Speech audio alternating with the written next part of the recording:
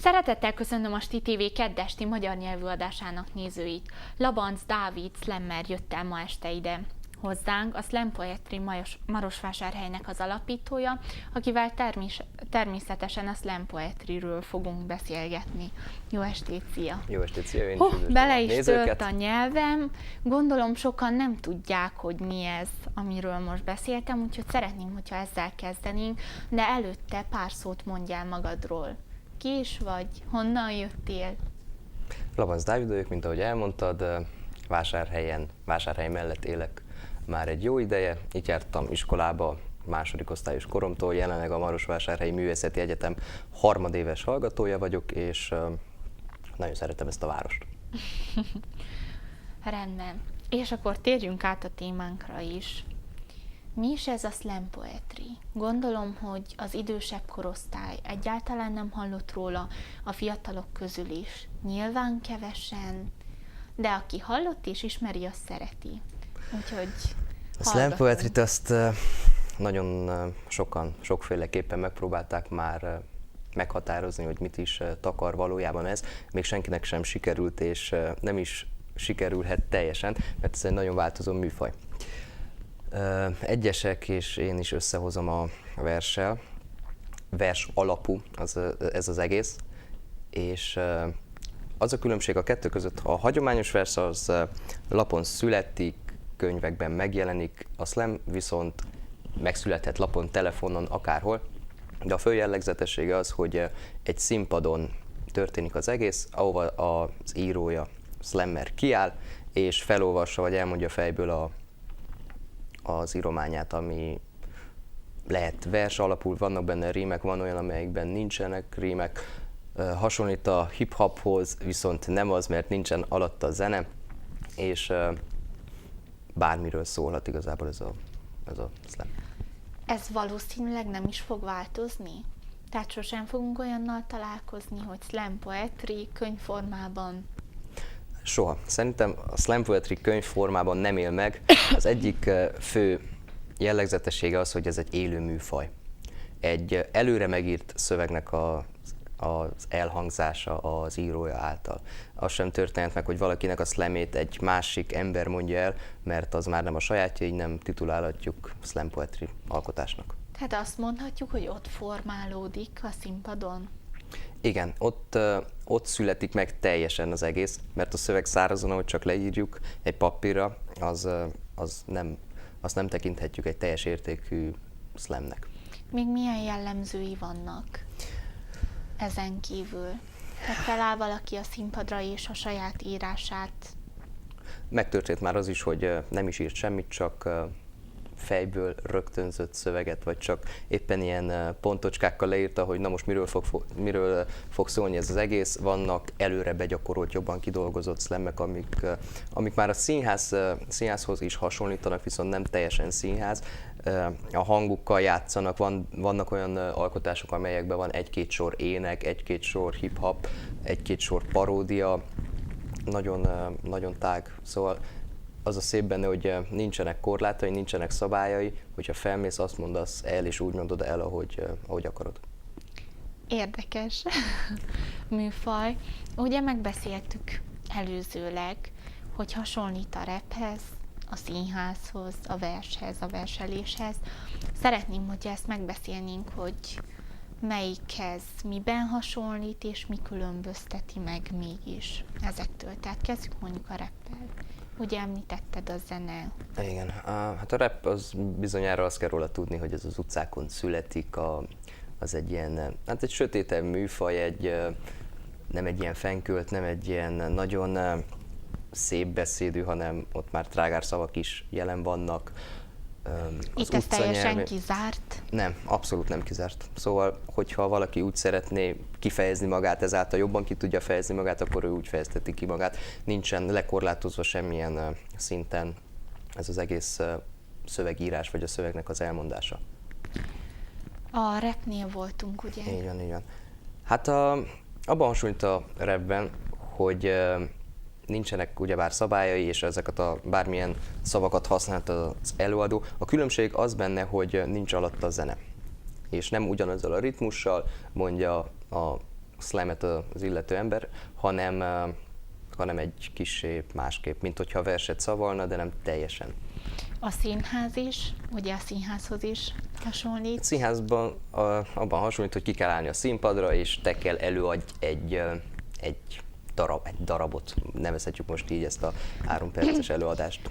Említetted, hogy zene nincs, de semmiféle segítséget nem kaphat, semmiféle hang, vagy... Nem. Ez úgy történik, hogy mielőtt felmegy a színpadra, akkor van egy kis zene, általában szokott lenni vagy egy zenekar, vagy egy DJ, aki a beateket, az ütemeket, a lüktetést így betolja, hogy alatta azért legyen mégis valami, ne legyen olyan nagyon-nagyon száraz monoton. Az egész, ne legyen monoton, így van. De mikor feláll a színpadra az illető, akkor a zene az elhalkul, hogyha túllép az időhatáron, akkor a zene elindul, ezzel jelezve azt, hogy lejárt az idő, és most már be kell fejezni. Tehát időhatár van, ez mit jelent? Mennyi idő áll a rendelkezésére a slammernek? Egy átlagos, hagyományos értelembe véve 3 perc plusz 15 másodperc tiszteletidő, szóval 3 perc és 15 másodperce van egy embernek, hogy elmondja azt, amit szeretne. Hogyha ezt túl lépi, akkor pontlevonásban részesül.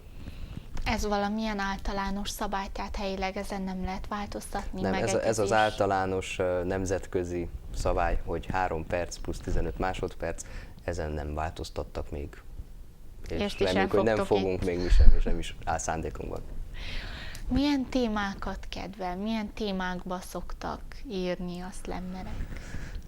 Mikor elkezdődött ez az egész, ugyebár ez a 80-as években indult Amerikában, akkor kisebb helyi kocsmákban gyűltek össze az emberek. Stand-up comedyhez is hasonlították, azokhoz is hasonlítható, mert nagyon sok szöveg vicces, főleg parodikus jelleggel parodizál ki egy adott helyzetet, egy adott környezetben. És azt kell róla még tudni, hogy nagyon jó az, amikor egy adott környezetben, egy adott környezetnek a problémáival foglalkozik a slam, és azt úgy próbálja meg elmondani, mint ahogy azt azelőtt még nem tették. Említetted, hogy Amerikából indult.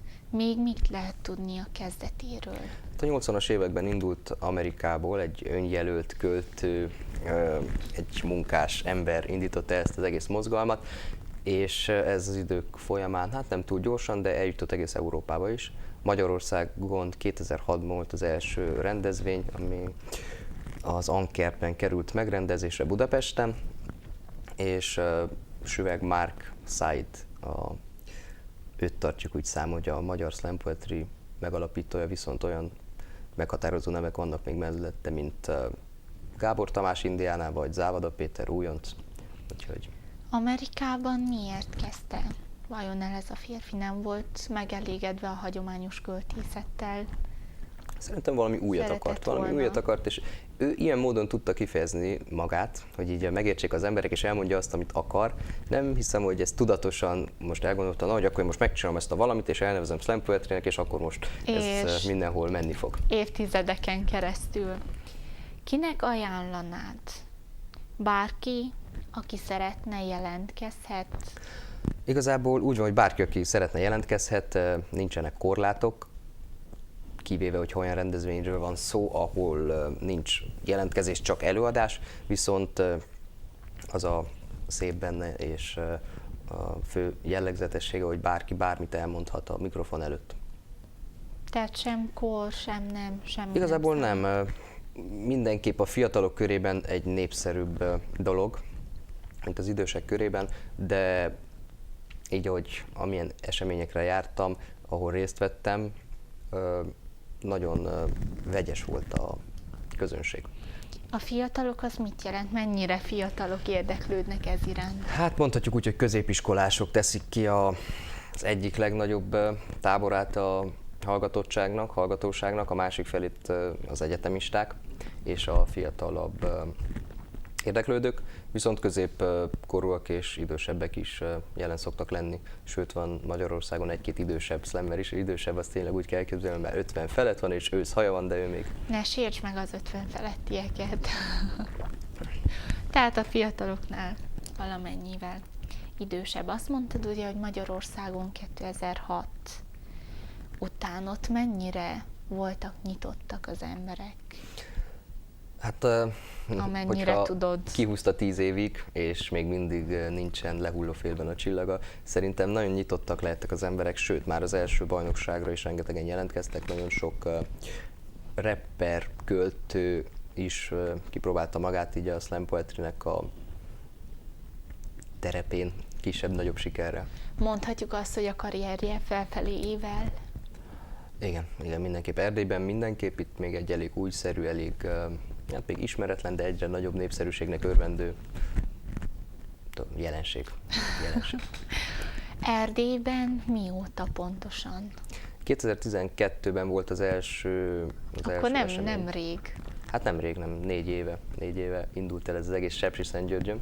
Igen. Ellátogattak magyarországi alapítók, slammerek is, és ott volt egy kisebb rendezvény, aminek nagy sikere volt, és ezáltal majd megalakult később az erdélyi Slam Poetry Erdély, ami további rendezvényeket hozott létre még egész Erdélyben.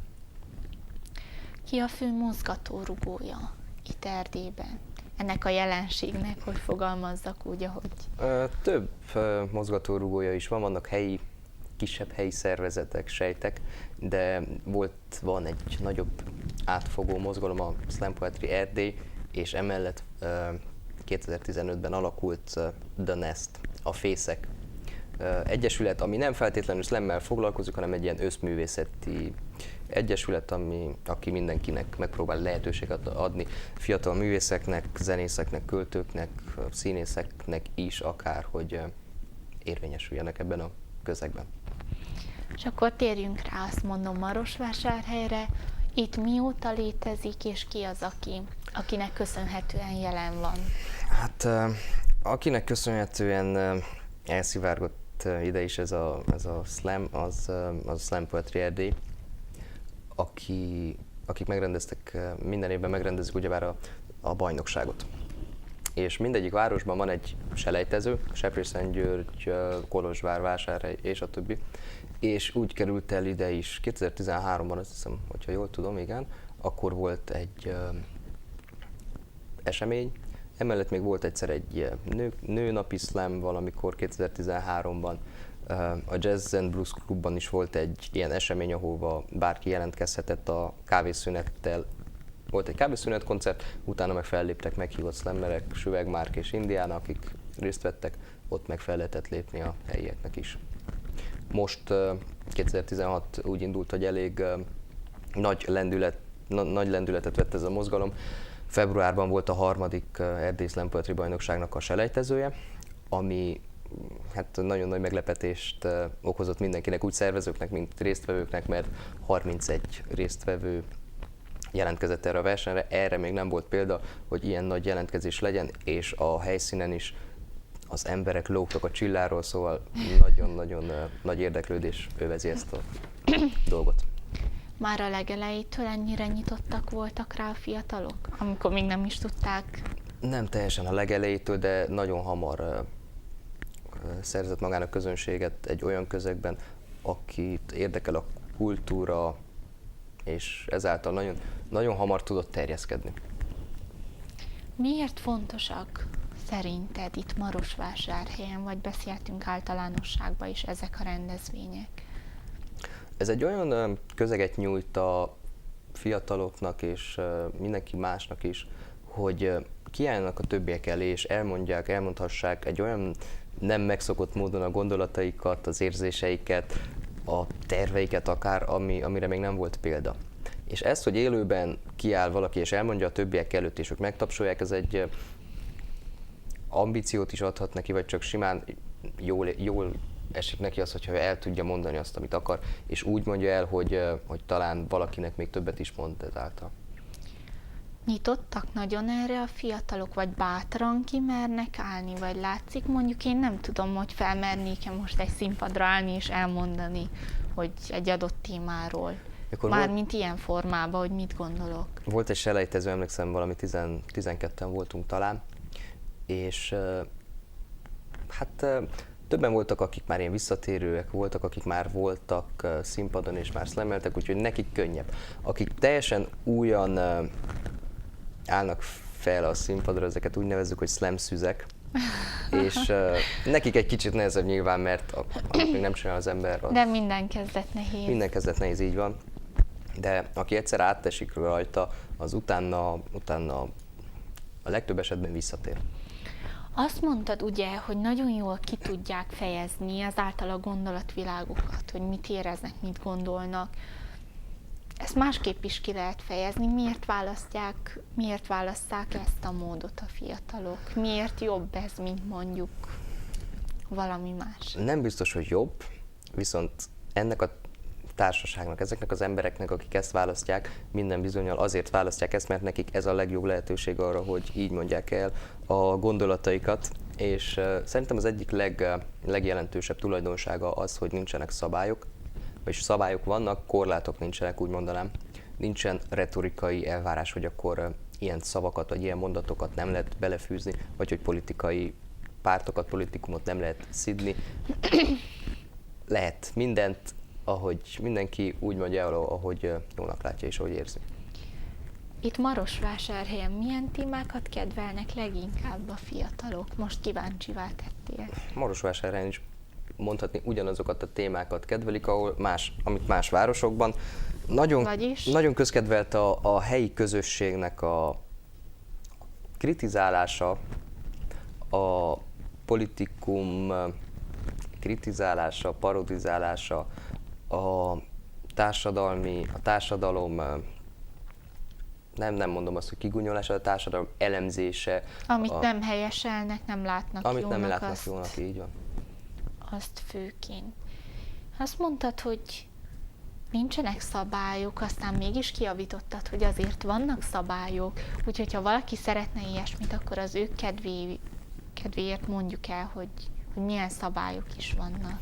Az első és a legfontosabb szabály az, hogy saját alkotást kell kivinni a színpadra.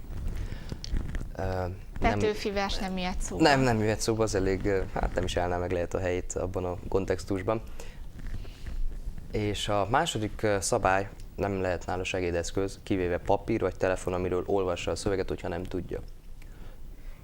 Ennyi? Nem. Van egy Jó. 5 tagú zsűri is általában. Igen. 3 szakmai zsűri és 2-t a közönségből szoktak kiválasztani. És szakmai zsűri mit jelent? Kortárs költők, művészek, a színészek, szlemmerek, többnyire ezek. Igen. A szöveget nem cenzurázzák, szóval ilyen szabály nincs, hogy ami esetleg határokat szabhatna a kifejezésnek, a szövegnek. Úgyhogy hát lényegében ezek a szabályok. 3 perc, 15 másodperc, és az alatt azt mondhatsz, amit akarsz. Valamit nem értek. Azt mondtad, hogy van zsűri, de hogy igazából nincsenek formai elvárások, bárki azt mond, amit akar, a véleményét bármilyen témáról, akkor mi alapján pontoz a zsűri? Ez egy szubjektívebb pontozás. Mindenképp van egy összehasonlítási alapjuk is azért, hogy nagyjából igazából mennyire jó a szöveg, mennyire jól adja elő, ez számít. Hogy reagál rá a közönség, ezek. Beszéltünk arról, hogy mi ennek igazából a célja. Meghozza ezt a kívánt változást? Hát változást nem biztos, hogy feltétlenül hoz egyből a nagyobb társadalomban. A változást én azt abban látom, hogy ezek az emberek, akik kiállnak ide és mikrofont ragadnak és elmondják a gondolataikat, érzésüket, elsősorban bennük változhat meg valami ezáltal. Továbbá, ezen túllépve változhat azon is, hogy akinek elmondja, hogyan reagálják le, hogy gondolkoznak el ezen, milyen reakciókat vált ki belőle, és talán ezek az emberek, akik ott vannak és hallották ezt a szöveget, elgondolkoznak rajtuk, és továbbadják az ő baráti társaságuknak, és lehet, hogy nem mindegyik, de 1-2 ilyen előadás így elterjed a levegőben egy térben. Vajon a fiatalok a költészetet, tehát beszélek itt a hagyományos költészetről, hogyha fogalmazhatok így, unalmasnak tartják? Vagy ez azért sikeresebb az ő köreikben, mert itt a saját gondolataikat mondhatják el? Tehát nem feltétlenül a hagyományos költészeten szeretnének változtatni, hanem hogy gondolod, hogy látod ezt? Igazából a költészet is életben van, életben marad, ez nem kérdés. Van egy réteg, aki nagyon szereti, viszont az a réteg, amelyik már annyira nem, na ez van túlnyomó részben, ez van többségben. És ezek az alkotások, amik itt megszületnek, nem régi módiak, nem elavultak, hanem az aktuális problémákról, aktuális eseményekről beszél. Mint Petőfi a saját korában. Így van, és ő is azért volt sikeres a saját korában, mert arról beszélt, ami akkor és ott történt. Aktuális volt, és érdekelte a fiatalokat. Ugye ennek vannak típusai is. Szeretném, Így van, hogyha így van. ezt elmondanád, hogy milyen típusok vannak. Hát van a hagyományos open mic, ahol szabad a mikrofon, mindenki jelentkezhet előtte vagy helyszínen. Felírjuk mindenkinek a nevét egy kis cettire, bedobjuk egy sapkába. Ez a lefolyása az egésznek, hogy így nincs egy sorrend, hanem akkor húzzuk ki, hogy épp akkor ki következik. És akkor kihúzzuk, elmondjuk a nevét, és ő következik. Ez a hagyományos. Ennek is két változata van. Van az open mic verseny, amikor zsűri van és pontoz, és az első 3 helyzetet felolvassuk, vagyis hát van 3 helyezés, lehet nyerni. És van az open mic, ahol nincsen zsűri, ez kizárólag csak azért jön létre, hogy az emberek elmondhassák, amit akarnak, és kialakuljon egy kis ilyen este. Vannak a bajnokságok, ugyebár, ennek van selejtező része, amikor egy adott körzetből jelentkezik X számú ember, mondjuk vegyünk 20-at, és abból tovább jut 5, ők majd megméretkeznek a döntőben, ahol általában Erdélyben, Vásárhelyen van, Magyarországon, Budapesten. Ugyancsak a pontozási rendszer alapján történik ez is. Van a Team Slam, a csapatszellem, itt 2 személyes csapatok vannak. Itt már megengedett kellék használata is. Korlátozzák van egy bizonyos, persze most díszletet nem vihetünk fel a színpadra, de jelmezben lehet szlemelni. Ez egy kicsit jobban hasonlít a színházhoz, mint a hip-hophoz, mert itt egy kicsit színházi elemekkel is megfűszerezik a versenyzők az egész produkciót, ezáltal lesz egy kicsit más, kicsit érdekesebb, látványosabb, mint a hagyományos slam. Itt Marosvásárhelyen melyik a legjellemzőbb? Vagy minden típusból vannak események? Team slam még nem volt, csapatos slam nem volt, nem is tudok róla, hogy egész Erdélyben lett volna erre példa. Magyarországon van. A jövőben? Talán, hogyha lesz rá majd érdeklődés. Mindenképp előbb-utóbb lesznek rá próbálkozások, hogy egy ilyen, ezt nehezebb is megszervezni, nehezebb kivitelezni, mivel 2 ember egy szöveget kell mondjon, és akkor nehezebb megírni is 2 embernek egy szöveget, mint saját magának valaki a saját gondolatait leírni. Pedig gyakran a barátok, főleg a lányok WC-re is együtt járnak. Igen. Hát lehet, hogy akkor van jövője, írnak egyet a WC-n.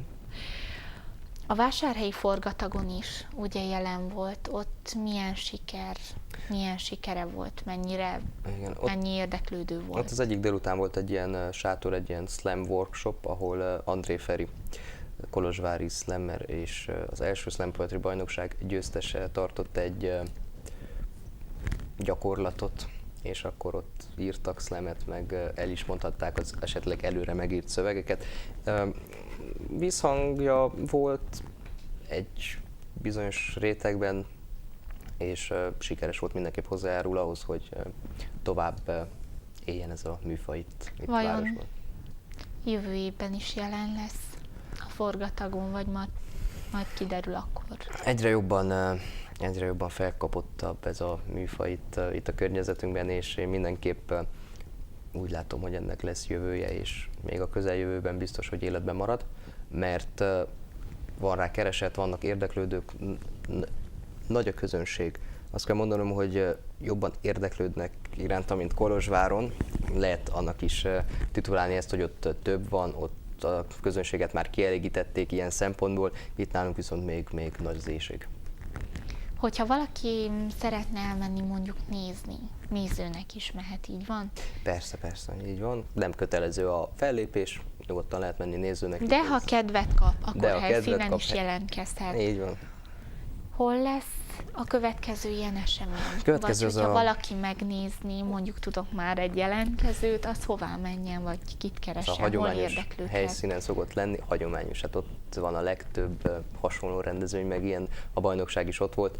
Ez a G-Café, Panov melletti kávézó, ezt többen ismerik, kulturális események is szoktak ott lezajlani, és április 7-én csütörtökön 8 órától lesz a következő esemény. Az első ilyen önszerveződő slam poetry este, amit a marosvásárhelyi slam kedvelők hoznak létre, semmilyen külső segítség nélkül magunknak csináljuk, és reméljük, hogy sikere lesz. Aki jelentkezni szeretne előre, mondjuk már most, az hol teheti meg? Facebookon Kinél? teheti meg, van egy ilyen oldal, hogy Slam Poetry Marosvásárhely, és ott lehet írni egy üzenetet, és ott felvesszük a jelentkezést. Mennyi résztvevőre számítotok? Hát a bajnokságon volt 31 résztvevő, mi egy olyan 15-20 résztvevővel számolunk, ami egy elég szép arány. Ugye március 15-e alkalmából is volt ilyen esemény, az hogy zajlott? Mit tudtak kihozni a fiatalok ebből? A március 15-e ez a Fehér Március, úgynevezett Fehér Márciusi esemény volt.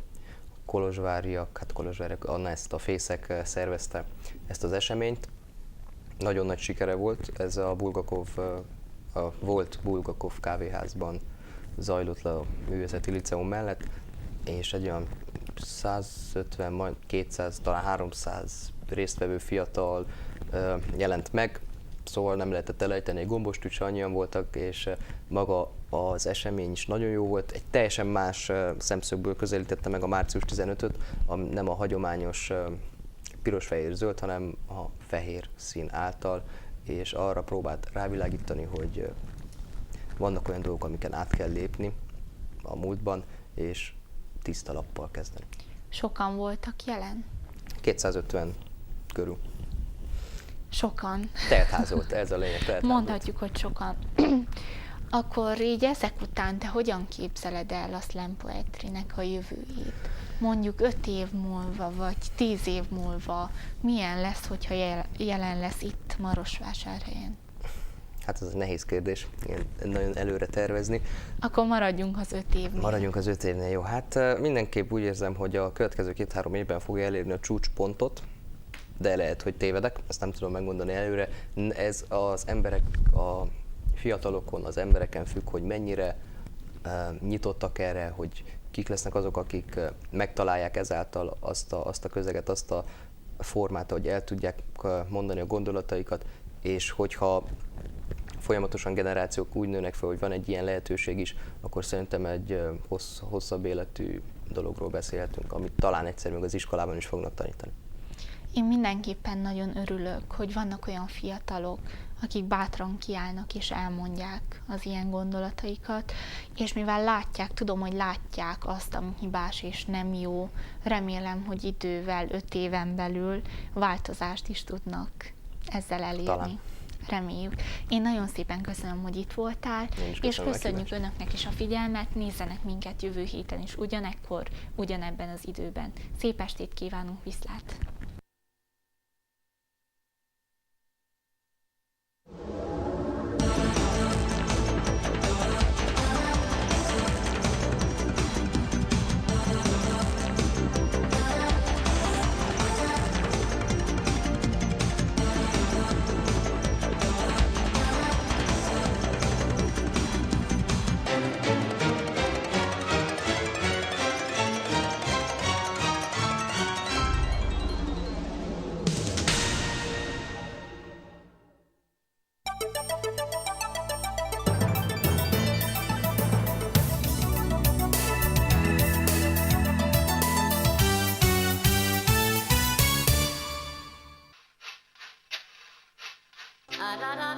Sebestyén Márta ismét Marosvásárhelyre látogat. Örömmel tájékoztatjuk önöket, hogy a Kossuth-díjas Sebestyén Márta, a kiváló magyarországi népzeneénekes ismét Marosvásárhelyre látogat. Színpadra lépnek még Györfi Anna színész énekesnő, Szamosi Szabolcs a Pécsi Bazilika organistája, Viski András egyetemi tanár, költő és író, Szegedi László esperes és missziós előadó. A Marosvásárhelyi Polgármesteri Hivatal szeretettel várja önöket erre a színvonalas kulturális eseményre, melyre vasárnap, április 10-én 19 órai kezdettel kerül sor a Kultúrpalota nagytermében. A belépés ingyenes.